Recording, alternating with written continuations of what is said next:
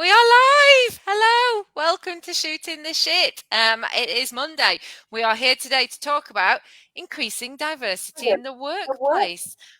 We should have had a guest, but our guest, Saj, who's a recruitment consultant, is poorly today. So we're going to get her on to another session in September. But we thought we'd do this one anyway because lots of people have responded. So first of all, introductions. Rish, what's your name and where'd you come from? My name is Rish, and I'm from Leicester, and I'm living in the wildlands of South Yorkshire. The Wildlands, wow. And if you are listening on podcast, what you won't realise is that Rish's jumper perfectly matches the Shooting the Shit branding. So well done you. Always on brand. Always on brand. There we go. Joe, what's your name? Where'd you come from? I'm Joe. I am also originally from Leicester, but I now live in Surrey. So you went south and Rish went north? North, yes. Yeah. That question, Yeah. north? Yeah, north. Is Yorkshire north of Leicester? North Leicester. UK geography obviously on point. What was wrong with Leicester that you both had to immediately leave? I mean, it's one of those, isn't it? There's nothing wrong with Leicester, but I think, people want to get out and explore. There's nothing wrong with that. You can always go back, right? I moved to a job. Yeah, absolutely. I got offered a job. I had to move out. I had to move. So there you are. Oh, there we go. So it wasn't because of the cheese was shit. The cheese is amazing. Do not knock Leicester cheese. I mean, all things to knock. Don't go there. Says me from Lancashire, where our cheese is, it's called crumbly Lancashire cheese, but it literally just disintegrates in your hands. It's very nice. Just very, very impractical cheese. Anyway, my name's Rachel. I'm from Grow Traffic, now living in Bacup, which is in Lancashire. So, increasing diversity in the workplace. First question for both of you, each of you. How diverse are the workplaces that you've worked in before? How diverse is yours, Rish, currently? I am diversity itself, me, with my brown face. I mean, that kind of says. And your ovaries. Yeah, exactly.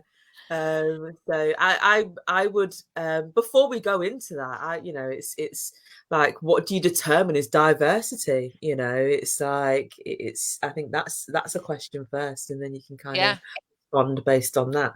Well, very good question. So when I've been looking at the government website on sort of facts and figures about diversity in the workplace, and essentially they break it up into sort of white men, white women, BAME men, BAME women, and that's how the facts and figures are. Obviously, that doesn't include people with disabilities. So we're literally just breaking it up by sex and gender. So there's very few facts and figures on disabilities and things like that. Obviously, they're available, but they're not kind of put in the same articles or the same places on the website. And there's also sort of very little around the people who are at the intersectionalities of those things. So it's very much, you're a woman or a man, you're white or you're black. There's no kind of you're a black female lesbian with one leg. There's none of that kind of looking at the statistics in that level of detail. So you're right, it's a good question. What counts as diversity? Because what counts as diversity to one person might not be diversity to somebody else, might they? Exactly. Yeah. So to answer the question now off the back of that, then it's actually been it's changed a lot. I mean, some of the first workplaces I worked in, like call center stuff, was heavily female, white female, basically. And then I went into the tech space, which then is typically male dominated, and that was, but we had some females there as well. And it's not really changed much other than that. So was there anybody with sort of disabilities? Was everybody able-bodied? Everybody was able-bodied. I can't speak for whether there were any kind of other hidden disabilities that weren't shared in the workplace, because that's that can happen, of course. And I think realistic, the biggest differences, I guess, really have been around race. I think I've not necessarily been in places where there've been many BAME faces other than my own. That's the biggest thing for me, to be honest. What about you, Joe? I'd say my employment has mainly been white, female, nearly throughout. I would say my current employer, I'm in publishing, by the way, and I would say my latest employer is a much smaller employer, but there's definitely been an increase in diversity that I'm seeing across publishing, and a push for it, but there's a long way to go. But yeah, when I look back at the early days of my publishing career, very white. Very white. So it's interesting though as well, isn't it? Because, I mean, yeah, we've all gone to white or ethnicity or whatever, which is how, as I said at the beginning, how most of the statistics are sort of categorized. What about what about class? I mean, you're obviously in publishing, I would imagine it's most of the people that go into that are educated to a reasonably sort of level 5, level 6, which is A levels, degree, higher degree standard. Were there any sort of working class people? Was it quite a middle class workspace? I suppose you could say it is very middle class. And yeah, education level tends to entry level into publishing tends to require a degree. So there is that. I myself class myself as coming from a working class background, from Leicester, as we said. So yeah, there is some diversity, but yeah, there was definitely, if I think about when I first started in publishing, about the all very nicely well-spoken white middle-class girls who'd had a very nice education. Thank you very much. Yeah, it was very much a type. Do you think you were ever looked down upon because you did come from a working class background? Was there ever anything like that sort of surfaced? I don't know. I definitely felt it, but that's the baggage I brought with it, I think. So yeah, I definitely felt lesser than and disadvantaged. But again, that could just be my own chip on my shoulder, I suppose. Yeah. Didn't speak proper. It's interesting though, isn't it? Because I mean, where I live now, right? So as I said before, we're in Bacup. It's a very, very white place, is Bacup. There are a very small handful of people who have faces of different colours, and I think I could count them on one hand that live in Bacup. It's quite an insular, isolated, by sort of place, just because of its location. It's in the middle of the moors, miles from anywhere. Nobody comes here, nobody leaves, and so it's remained a really white community. And I was down in London over the weekend, and I was born in Hackney and brought up there. My dad's an immigrant, and where we lived in Hackney was such a diverse area. It was mostly people from either the Caribbean, a little bit from India. There was also a massive Orthodox Jewish community. So it was a really, really sort of melting pot kind of place. And then we went to Leyland, and then we're now in Bacup. And so the upbringing that my child is having, and the amount of diversity that he is exposed to, is vastly different to the amount that I got as a child. And I noticed that. He obviously won't, because you don't notice what you don't have, do you? So I do wonder as well, when we talk about diversity in the workplace, we've got to remember as well, the areas that we're living in, the sectors that we're talking about. It's more than just, you haven't employed enough brown people, because there might not be that many there. Or, we've got to go back a step and look at education. Yeah. Yeah, because you pick on a very good point there. Because actually, we take the piss from Leicester. It's a absolute melting pot for all different cultures, all different everything, in Leicester. So I think it's very, for me especially, I think it's kind of difficult for me to almost even think about it, because there was no obviousness about being at work, because the city lends itself to that kind of multicultural anyway, and that kind of diversity, that it's all around. So it's not, I'm not saying it's perfect by any stretch. There's a huge amount of racism still, in all sorts of areas for sure. But yeah, it's kind of I've noticed it more now I'm not in Leicester than I am, than when I was there. So, where I moved, when I moved up, very middle class, very white, but the next village along, very working class, but yet still very white. and it was, you know, pronounced, you know, even just going into not even just to the workplace, it was into the pub or into the shop, you know, it's very clear. But then, you know, when I moved up for work, you know, that employer at the time, she was from Bradford. So again, it's very much about, you know, what your upbringing is and what your exposure is to kind of lots of different cultures and it's a good point, isn't it? It tends to be the places that have greater diversity in terms of the people that live there seem to, you know, people get on a lot better. There are less instances, you know, not saying it doesn't exist, but there are fewer incidences of racism and stuff in the workplace because they're there. You know it, don't you? You know it. You understand they're just the people who live next door to you. They're not the alien people who've moved in, you know, whereas in the places that are still very, very white, you know, the racism here in Bacup, a Chinese takeaway opened and 3 times they got bricks thrown at them and they were chased out of town essentially because, you know, Bacup doesn't want people like that. Yeah, but you know, it is all about the sort of areas and the cultures and the people and stuff that live there will determine that. Okay, I'm going to move us on. I've got some facts and figures for you about diversity in the workplace. So 1 in 8 of the working age population people in Britain, so 1 in 8 people is from a BAME background, and yet they make up only 10% of the workforce in the UK and only 6% of management positions. So of the total number of management positions, only 6% are from a BAME background. The employment rate for ethnic minorities is only 66%, whereas if for white people, it's 78%.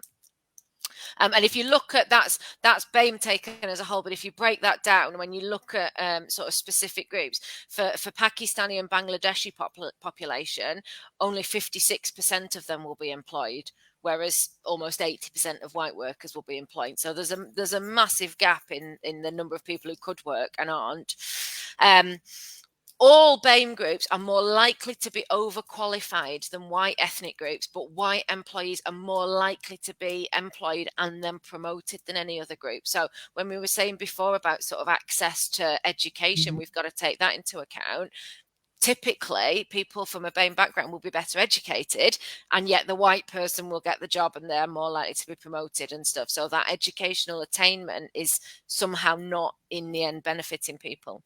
And then I've got 2 ones that I think most people know this, but there are more men with knighthoods leading British companies than there are women leading British companies. And I've got a great infographic that I'll share on the group later as well.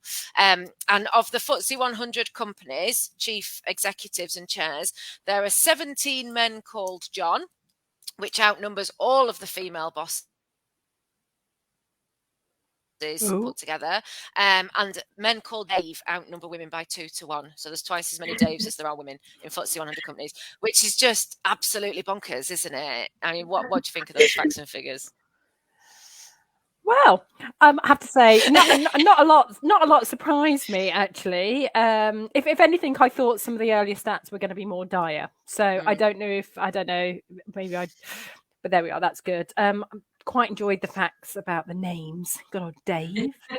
I mean, my dad's a Dave. Got nothing against Dave. Yeah, I mean, I don't think there's anything shocking or surprising in there. I mean, I was going to go off on one then. I just think do it. It's the fact that the statement about you know, the BAME, which also incidentally is a term that is being phased out as well, but we'll cover that later. But you know, the fact that it can be stated that, you know, people are overqualified, but yet the whites, you know, I mean, that's just fucking ridiculous. Like, to even be able to put it down and say, actually, we know these people are actually overeducated and more than capable of doing the jobs, but they're still not hired, or they're still not employed to do, or they're still not you know, elevated to positions of power, I think is well, I mean, it comes back to the point that we were talking about, was it last time when we did the refugee chat? You know, the people who come to a foreign country as a whether as an immigrant or an asylum seeker, it doesn't matter. Those are the people of means. They're going to be the middle class people. They're going to be well educated. They've got the money to buy the airfares. They've got the means to fill out the forms. They're going to another country to seek a better life. They're the sort of top echelons of the middle class of society. So they come here and they are already qualified, and they're coming to seek a better life and all the rest of it. So those children of immigrants, of which, you know, we are, they have that drive to make a better life. They come because they want their children to go to university, to get a good education, to get a good job, to go into the professions. So, you know, of course, there is a higher prevalence amongst that group to push their children and what have you. And yet the statistics are showing they're less likely to get the job than the person that already lives it. Even if they do get the job, you know, Dave is more likely to get the promotion than the person who's working harder. So there is a real disconnect there, isn't there, between the groups and stuff? Yeah, for sure. You know, ultimately it is down to, you know, I think we that's the royal we in the UK kind of look outwards and think, you know, look how racist everyone else is and look how terrible things are everywhere else. And actually there's a huge amount of work still to do here.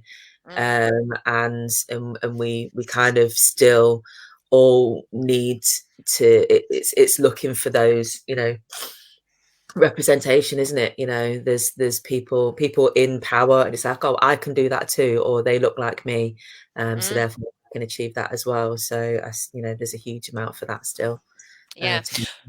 One scary fact that I didn't read out there, but so the figures up until when you said, Joe, you're expecting to be a little bit worse, the figures up until 2019, so the end of 2019, everything was sort of getting better. There were more, you know, ethnicities, people with disabilities, different genders, all the rest of it.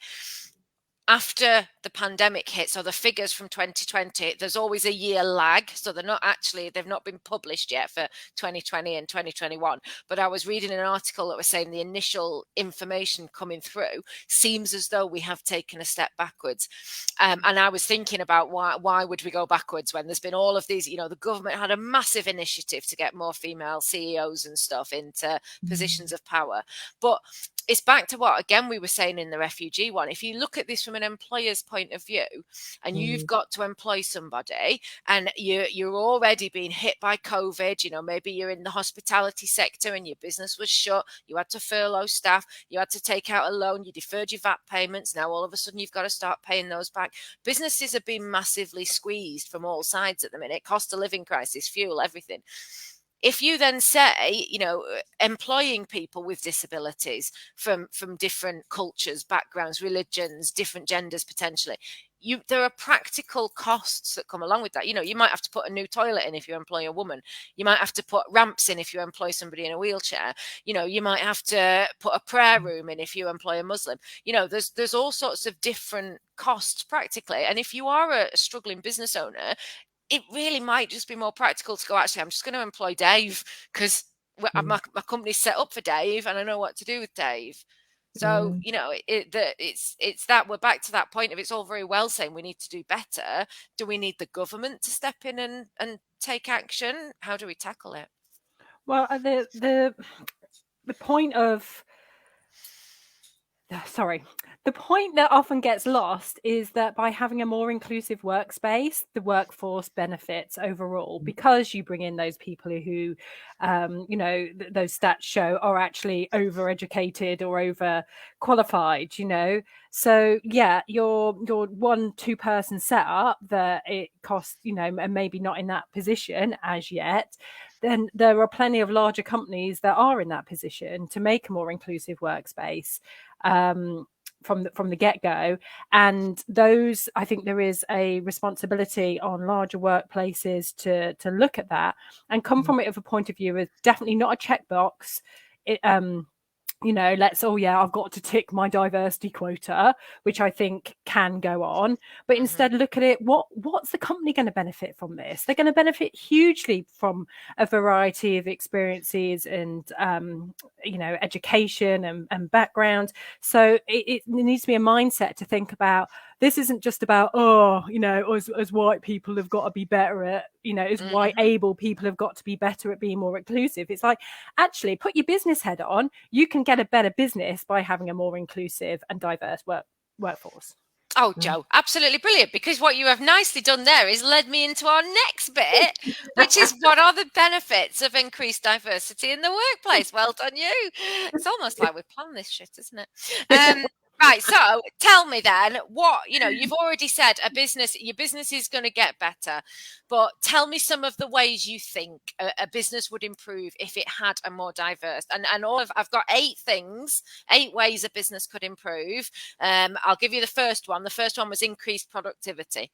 So they're all like increased or improved or whatever. So what ways do you think businesses have been proven to get better when they increase the diversity of their workforce?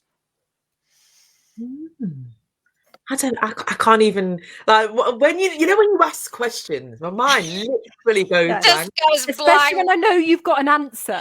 Like, it's not just an open-ended what do you think. It's like, I've got an answer from the government. See, this is what happens when you get overachieving women. We're like, well, there is the right answer. I must get the right answer. We're a bunch of swats, aren't we? Well, go on, just tell me roughly then, and I'll fit it into one of my boxes. I think that I genuinely struggle with it, because it's like, because my face is brown. I know that's a ridiculous thing to say, but I genuinely just kind of, I roll with it. Do you know what I mean? It's like, it's part of me, and therefore my culture is part of me, and I bring it to a business. So why the fuck wouldn't you want me there? Do you know what I mean? I just can't. I can't. That's so naive, but it is. That's how it is. Do you know what I mean? It's like, Well, you've given me one of the answers. So one of the answers there is increased creativity. So again, it's been proven because you've got people from diverse cultures and diverse backgrounds with diverse life experiences. So they will bring different ideas. If you've just got a room full of Daves who've all got the same lived, and this podcast should be titled like #HateOnDave, shouldn't it?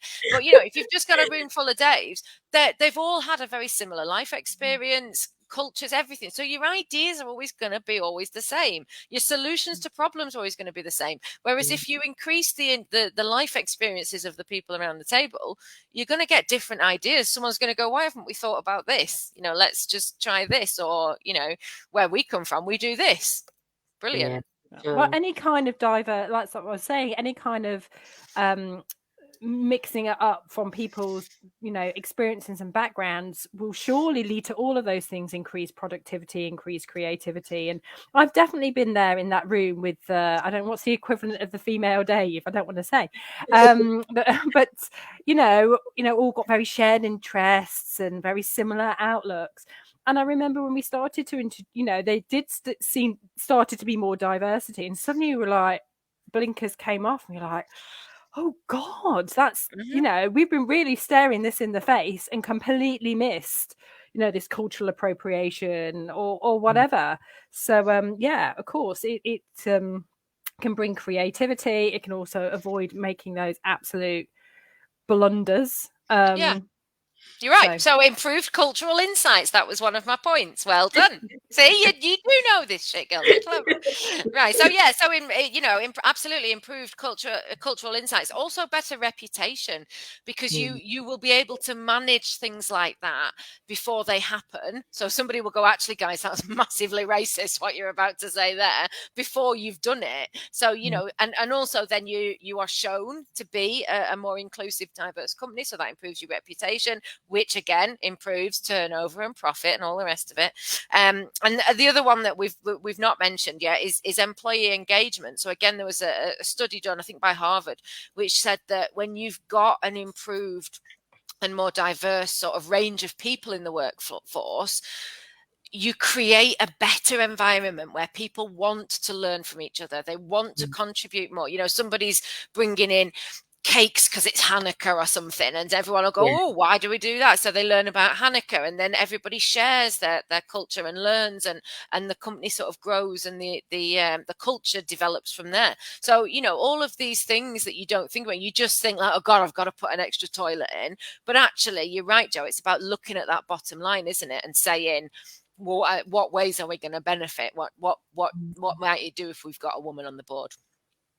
Doesn't it also comes a lot from, it is about workplace mentality, i.e., I mean, even as basic as someone having a different view or a different perspective. Even if you have got 10 Daves in a room, one Dave might have something else to say, but is he afraid to say it or not? It depends on the culture of the business and how open it is to just embracing new ideas, new thoughts, just new everything, and bringing the conversation, because there might be some other ideas and other thoughts coming through, but people are afraid to stand up and say something about it.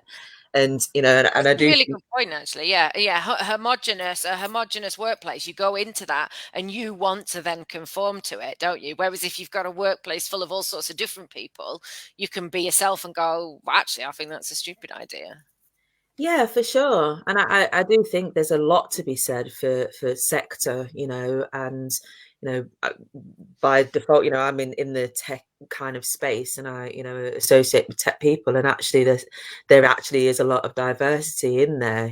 Okay, not always female, male, but lots of different cultures, lots of different backgrounds, people from all sorts of all around the world, all kind of can work together in that tech space.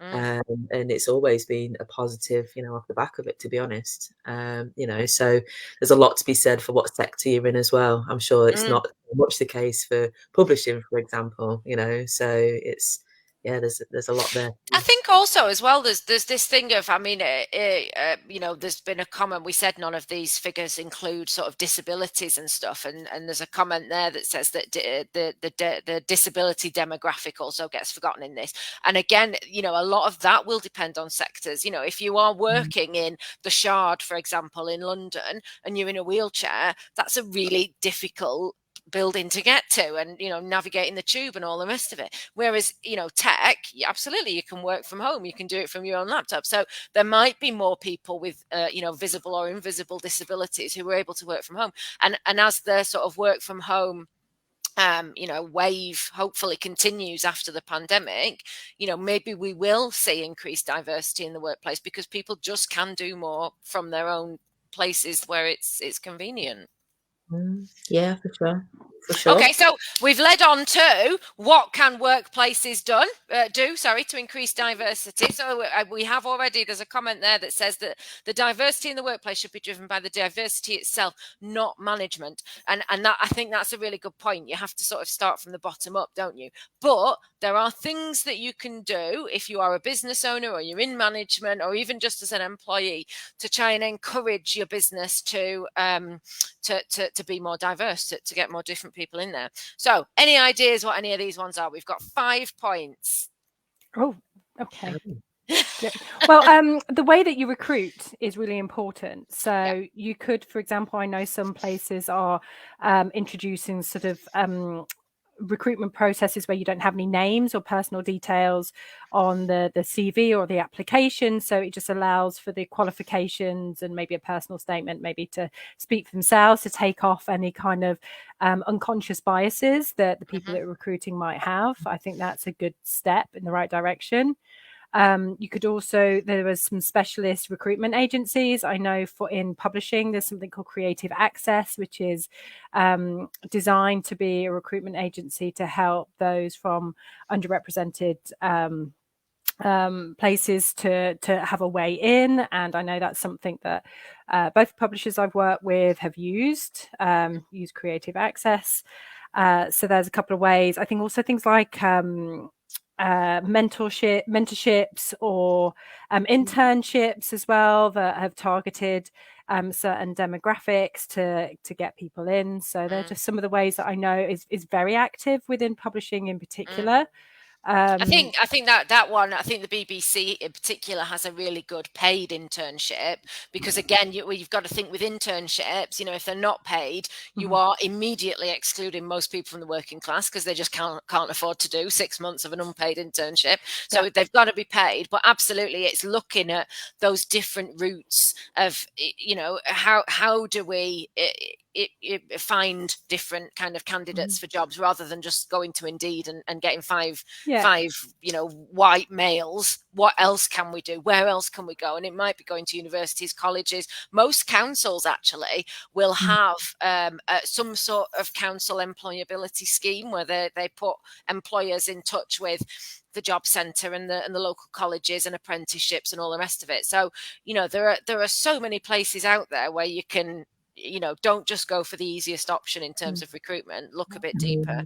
So absolutely, recruitment is one. Go on, sorry, and another thing that started to happen in the publishing industry, because it's very London centric, is that certain publishers have started to open up branches outside of London, so further north, so that, like me, you don't have to move from Leicester and suddenly get a very poor salary and a very expensive rent, for example. There's definitely moves of that as well. And I think, and that was another thing behind.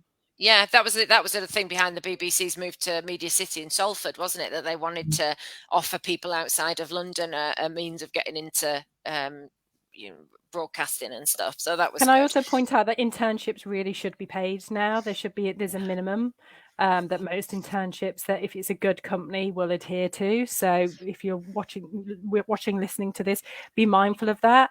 You might be going for an industry that specifically has that culture of unpaid work, but they, really those days should be gone.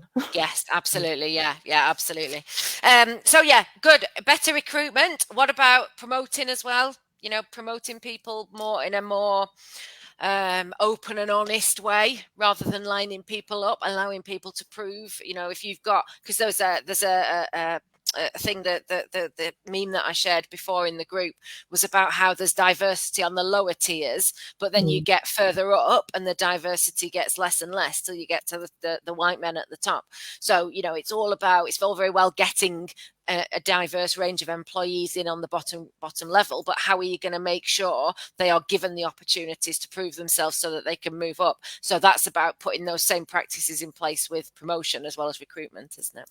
And also making sure that whoever it is who's you're not doing that box ticking. Oh, I've got my quota in, tick. You've got to retain and inspire and motivate as well. You can't just go, oh, well, that's it, job done. And I think that's a part of it as well. And recognizing that perhaps someone who's walking into an all white, whether it's gendered, all white male or female environment, and they're the only different face, that perhaps is more difficult for them to flourish. So I think there needs to be awareness around that. Absolutely. Well, so point number one was, in fact, the 3 points you've kind of covered in one there. So number one was educate your existing staff and managers around the need for diversity, so that they understand what needs to be done and why it needs to be done and are on board with it. Because otherwise you can have the best policies in the world coming down from the top, but if you get into middle management and they're not implementing it, pointless, isn't it? So it's making sure every layer of your business structure understands what you need to do and why you're doing it, or on board with it. Then create inclusive policies. So what we said before, Joe, sometimes, if you're just an all male, all white company, you don't even realize that your policies are discriminating against certain groups of people in some ways, until you get those people on and they go, actually, your policy that we're not allowed to leave work at 3:30 means I can't collect my children. So, can we change that? So it's about being flexible on that. And we have talked about HR policies in the past and the need to make them inclusive for everybody. And then number 3, ensure your communication is inclusive as well. Again, it's all very well having policies, but if that isn't then being communicated down, if you're communicating with your staff in a way that is sexist, homophobic, racist, whatever, those people then are not going to stay. So around that education and implementation piece, it's make sure when you are communicating that is inclusive. The language you're using is inclusive. You're not excluding anybody just by the way you've put a sign on the door saying male toilets and female toilets. You're making sure all communications throughout your business have thought about, and that's going to ensure you've got that, you're retaining as well as much as employing, isn't it? I think as well, on that point, it's like, when you kind of put it into 30 minutes of chat, it seems like a lot, right? There's a lot to think about, a lot to do, a lot to kind of really consider.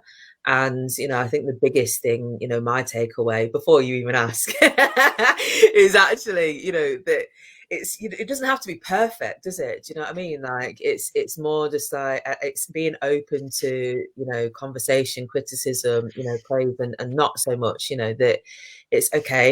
You might have male and female on the toilets because that's the way it's always been, but learn from it. It's rather than just being immediately kind of offended by something or some feedback or something on those lines. It's like taking it on board, thinking about it and responding accordingly, and actually learning and trying to do a little bit better. I hate the term educate yourself because I think that's bullshit, because you have, whilst there is an element of that, everyone around you has a point in that. You educate yourself by learning from other people as well, right?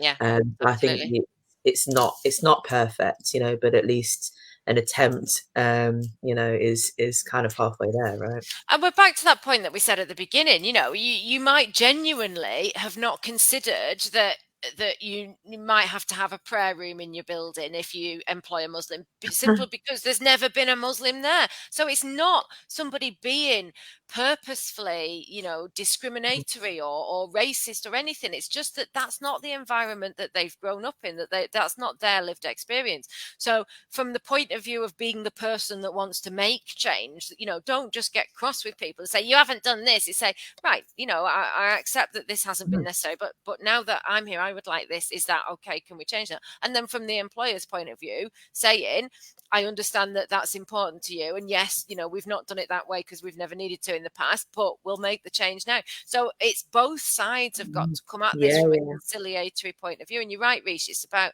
educating each other and learning from each other rather than everybody getting cross and then people dig their heels in and action doesn't change, does it? Yeah, exactly. Okay, there we go. Right. So, Rish, we've had your final thought. So, Jo, what's your final thought, please? It's sort of similar to Rish, really. It's like, it doesn't have to be perfect. You just try and make a difference, and be part of the solution. So, and avoid the tick box nature of going, oh, I've done that. I know I've said that about 3 times, but I see it, I feel it, and it is recognizing that there's huge benefit from having a more diverse and inclusive workspace. Yeah, really, absolutely. I mean, this is it, isn't it? This is my takeaway thought: is think of the benefits. Think of the benefits of having all of these different people. I mean, Grow Traffic, for example, was just me, Hannah, and Dali, and Alicia for quite a few years. And just in the recent few years, we've started employing different people, different ages, different backgrounds, different genders, and every single person has made a massive change to our business. And we've thought of things, we've done things that before we just hadn't thought of, just never entered our heads that we needed to think about such and such a thing, and we've done it. So it's massively beneficial in ways that you at this point can't even understand. So employ the women, employ the Black lesbian women, do it. It's not as bad as you think. Like, honestly, I'm just in it for the food. I love all different cultures of food, and that if you get me in a conversation about food with anybody, and we're get all sorts of exciting things being brought up. Ooh. Yeah, especially the sweets and the puddings. That's where when I was working at the NHS, we used to have all sorts of sweet puddings brought in from all sorts of like Jewish puddings and things. Oh, amazing! Yeah, there we go. Do it for the pudding, if nothing else. Right. That's it. We'll be back in 2 weeks' time. Oh no, we won't be back in 2 weeks' time because we're all off on holiday. We'll be back in September, August. Jesus Christ, we're going now. Wave girls.